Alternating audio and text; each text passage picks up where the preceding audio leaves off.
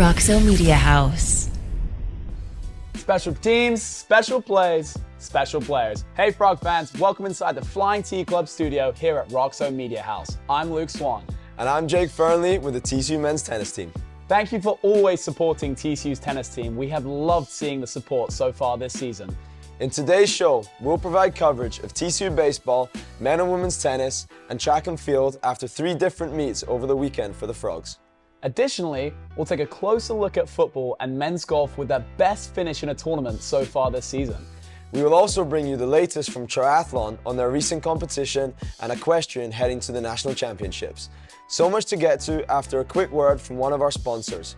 We will dive into all of our exciting updates when we return. Stay tuned.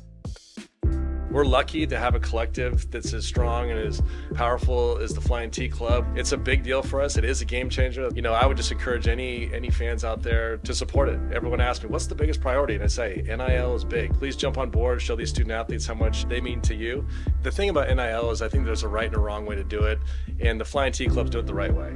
Let's keep winning. Join the Flying T Club today. Welcome back, Frog Nation, from the Flying T Club studio here at Roxo Media House. I'm your host, Luke Swan. Over the weekend, TCU baseball returned to Lupton Stadium for the first time since March 30th. Due to bad weather, 2 weekday games were cancelled.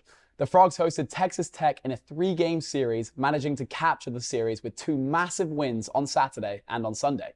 The bullpen threw an impressive 5+ scoreless innings. Saturday with a 4-2 win, and Sunday they stayed in the win column as well with a 4-3 win. Cole Klecker recorded his first save of his career, striking out 3 to seal the victory on Saturday to get the Frogs the momentum going into Sunday.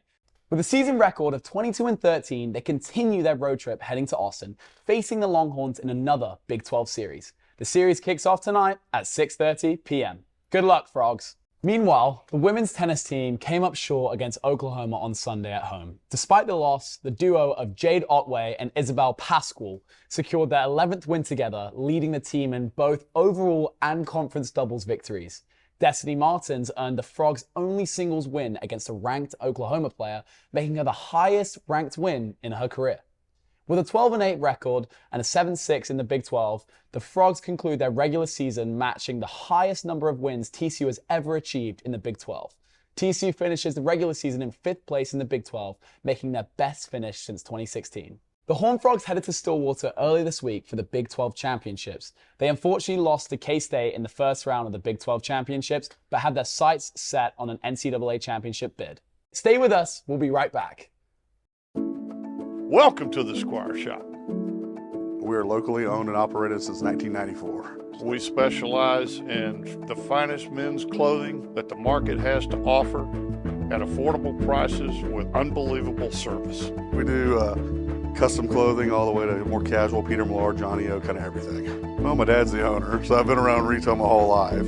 Oh, it's great. I mean, it's the best boss I'll ever have. I know that. We love our TCU community. They have been so good to us. Come see us today. Go Frogs! Welcome back, Frog Nation, from the Flying T Club studio here at Roxo Media House. I'm your host, Jake Fearnley. Last Sunday, TCU men's golf achieved one of its best tournament finishes this season by tying for 2nd place at the Hawkeye Invitational. The Horned Frogs carded a final round score of 2 under, ending the tournament at 7 under, which was on par with Southern Illinois. Next up, TCU will compete in the Big 12 Championship from April 22nd to the 24th at Whispering Pines in Trinity, Texas. We caught up with men's golf head coach Bill Alcorn. Our guys had a really strong first round, struggled a little bit in the second round, and came out really well that final round and started playing some good golf again. We didn't close it off. We had a chance to win, which is always nice, but struggled a little bit in that final 9 holes. But yeah, I mean, to be in contention and have a chance to win a tournament is always what you want as a squad going into the week. And the guys did a good job to put themselves in contention, and hopefully next time we get a chance, we close it. To get Goose back will be a much needed lift. I mean, I hate what's kind of happened the last month for him, but I know he's ready and itching to get back at it. I mean, getting here in June, I really had no idea what to expect from these guys. You know, I hadn't seen really any of them play golf in person. Got to see Toby Wilt play a little bit of golf over the summertime and gave him a spot to walk on. So he's really the only one I saw prior to this school year play any golf. And so I've been really, really impressed with their work ethic and wanting to get better and their ability to keep getting better. I know we haven't seen the tournament success that we've wanted to, but we're seeing a little glimpse of it back home. And then this last week in Iowa, we saw some of it on the road, which was great. So it's really hard to tell, expectations in the postseason, because outside of Gustav and Brezina's played a little bit in the postseason, but none of these guys have been in there before. And so playing a big boy golf course like Whispering Pines and having that opportunity to win a conference championship, I can't wait to see how these guys respond to that. It takes a mindset for the guys that they believe that they belong and can compete and will compete for a championship. I mean, that's where it starts with is just what does a championship mindset look like for each one of these guys, and how can they stay patient but also be aggressive on the golf course and be assertive and ultimately play with confidence. And so I think that's what you see across the board here at TCU. Guys play fearless, girls play fearless, and it puts them in a great spot to win at the end of the day. Number 6, TCU Beach Volleyball started off the Center of Effort Challenge with a strong 2-0 record on the opening day with victories against number 7 Long Beach State 3-2. Following that up with their 8th sweep of the season against Pepperdine later on that day. On the second day, number 2 USC defeated the Frogs 5-0, and the final match of the day, number 6 Cal Poly beat the Frogs 4-1.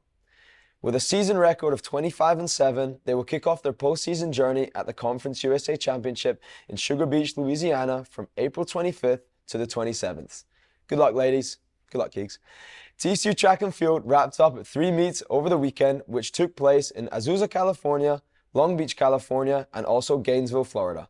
Yasmin Mohammed Graham's first place victory in the 800-meter at the Beach Invitational was a standout moment on a successful Saturday across all 3 meets. In the men's competition, Lloyd Freelich claimed second place in the Beach Invitational 800-meter with a time of 1:49. Ryan Martin finished third and Gianni Henry in 6th. TCU is set to travel to Waco, Texas to compete in the Michael Johnson Invitational, which begins today and concludes tomorrow. Good luck, Horned Frogs!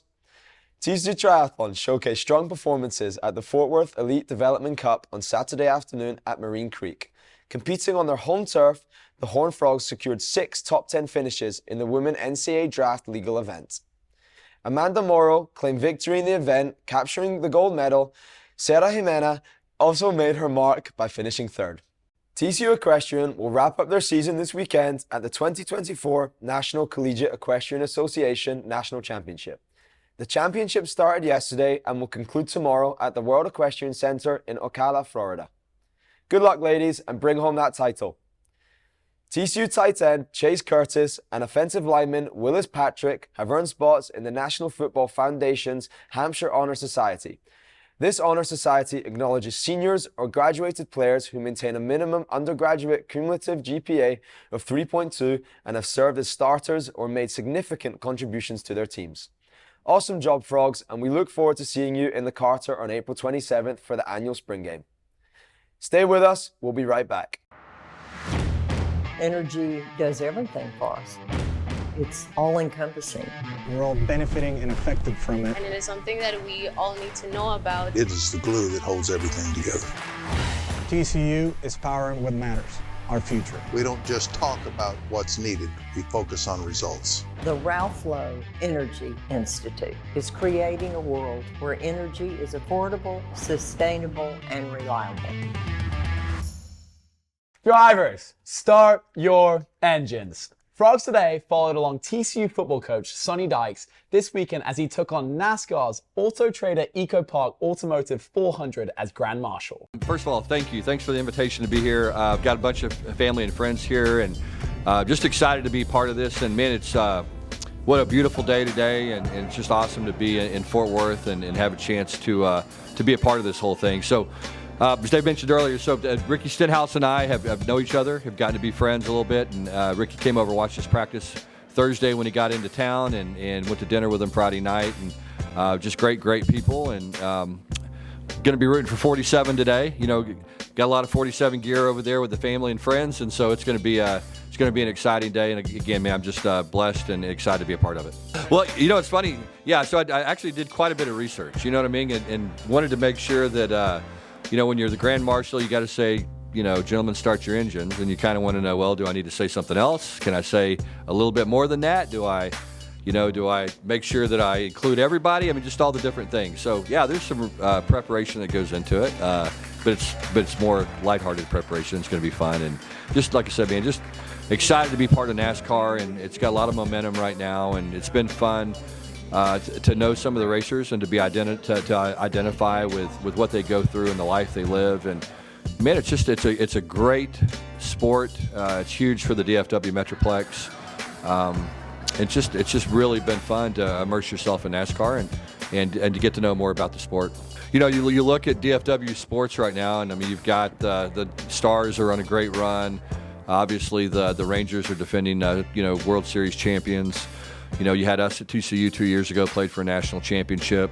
A lot of great things going on right now in the Dallas sports world, and this is just another feather in DFW's cap. And so, we're just excited to be here, and like I said, fired up to be a part of it. It's a lot like football. You think about a football team, and you think about playing in a away football game. There's you're loading 70 people up, 70 players, all the logistics that go into that, and it's very similar to racing. I mean, look, every single person involved on a race team plays a vital role. Doesn't matter who you are, and the driver's a little bit like the head football coach. There's they get a lot of the credit, probably get some of the criticism as well, but everybody's part of a team, and everybody has a very specific, important role. And I think it's very similar to football that way. I mean, there's just a lot of logistics that go into this, into being a competitive race team. And it's pretty fascinating to walk around the pit crews and see how much goes into it and how much work there is. When you move from the mechanics to the guys on pit row to the people that are helping the driver navigate their way around the track. Everybody has a role, and everybody's important to that team's success, and it really, I think, is very similar to football in that regard, because there's just a lot of people that you have to get on board to operate at a very high level, and as I said, everybody has an important, vital role. So Ricky came and talked to our football team on Thursday, came to practice, and Drake stuck around and was talking about how he'd eventually like to maybe serve on a pit crew. Now, he's probably going to have to wait a couple of years. I think there's a pretty good chance he's going to go play in the NFL for a while, hopefully. So that's plan A, and plan B would be being on a pit crew. But he got a chance to visit with Ricky a little bit. We had a lot of our players that are really big NASCAR fans, and some guys are going to be here at the race today. So it's and I think it goes back to what we said earlier. Just their desire to be part of a team, their desire to have a role in the big picture things that happen. Because the sports really are remarkably similar, and it just takes everybody. And so, yeah, Drake's one of those guys that one of these days, hopefully in about 12 to 15 years, you'll see him out here with a pit crew. Have a former player of mine at SMU, Ben Redding, that I think is working in one of the crews as well. So it's fun to see, those college athletes transition from, big-time major college football to working on pit crews. The first time ever in a car, so I'm really excited about that. I've driven some cars faster than I should have, but I've never driven them on a racetrack before. So luckily I'm not driving today. I'm going to be a passenger. But yeah, I'm excited just to be just see what it feels like. These engines these cars are pretty incredible pieces of machinery that can do some pretty amazing things. So just that experience to be in there, the adrenaline I'm sure that's going to be flowing. It's going to be an exciting thing for me, and it's something I'll never forget. Welcome, beautiful Fort Worth, Texas. Driver, start your engine!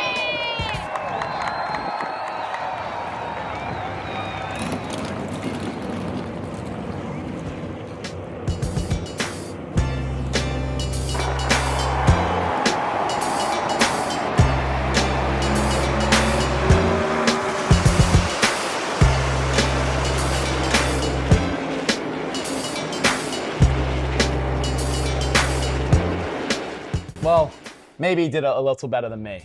It's been a blast hosting this week's episode of Frogs Today. For everyone behind the scenes here at Roxo Media House, I'm Luke Swan. And I'm Jake Fearnley. Thanks for watching this week's show, and thank you for always supporting TCU Men's Tennis. Please like and subscribe to Frogs Today for the best coverage of TCU athletics. Until next week, go Frogs! You a double? Yeah, I'm a double. Roxo Media House.